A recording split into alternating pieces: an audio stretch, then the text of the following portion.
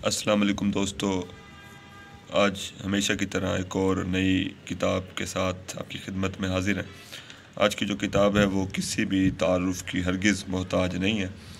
اردو کی پہلی باقاعدہ تنقیدی کتاب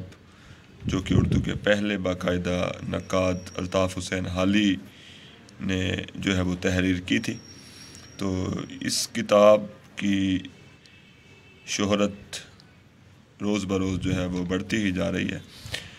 یہ کتاب جو ہے یہ پہلی بار دیوان حالی کے ساتھ ہی 1893 میں تقریباً شائع ہوئی تھی، اور یہ پہلی اور آخری بار دیوان حالی کے ساتھ 1893 میں شائع ہوئی۔ اس کے بعد 1913 میں یہ دیوان حالی سے علیحدہ ایک کتاب کے طور پر اس کو پہلی بار شائع کیا گیا، اور 1913 کی اسی اشاعت کو مد نظر رکھتے ہوئے ڈاکٹر عبدالوحید قریشی صاحب نے 1952 میں اسے اثر نو جو ہے وہ ترتیب دے کر اسے شائع کرایا تھا۔ اور آج کی جو کتاب آپ کے سامنے ہے، مقدمہ شعر و شاعری، جسے مرتب کیا ہے پروفیسر ڈاکٹر قاضی عابد صاحب نے، اور اس کتاب میں جو ہے 3 مشہور ناقدین پروفیسر احتشام حسین،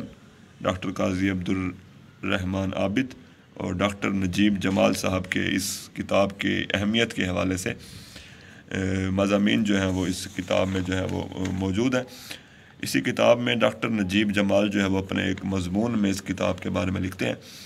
کہ حالی اردو کے ایک اہم نقاد، سب سے بڑے سوانح نگار، جدید اردو نثر نگار اور جدید اردو شاعری کے بانی مبانی ہیں۔ ان کی تصنیف مقدمہ شعر و شاعری اپنی عظمت اور اثر کے اعتبار سے اور فلسفہ تنقید میں اپنی اہمیت کے نقطہ نظر سے ابھی تک اپنا ثانی نہیں رکھتی۔ ڈاکٹر قاضی عابد صاحب اپنے مضمون حالی اور مقدمہ شعر و شاعری امتزاجیت کی اولین مثال میں لکھتے ہیں کہ اردو تنقید میں ادب اور زندگی کے رشتے پر بحث کا آغاز حالی کے مقدمہ شعر و شاعری سے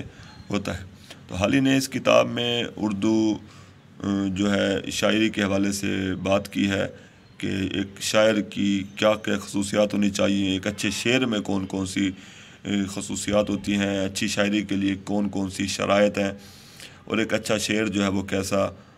کیسے جو ہے وہ وجود میں آتا ہے۔ اس کے علاوہ حالی نے اپنے اس مقدمہ شعر و شاعری میں اس دور میں جو مروج شعری اصناف تھیں، قصیدہ، مرثیہ اور مثنوی وغیرہ کے اوپر بھی اپنے تنقیدی نظریات جو ہیں وہ اس کتاب میں جو ہیں وہ پیش کیے ہیں۔ شکریہ۔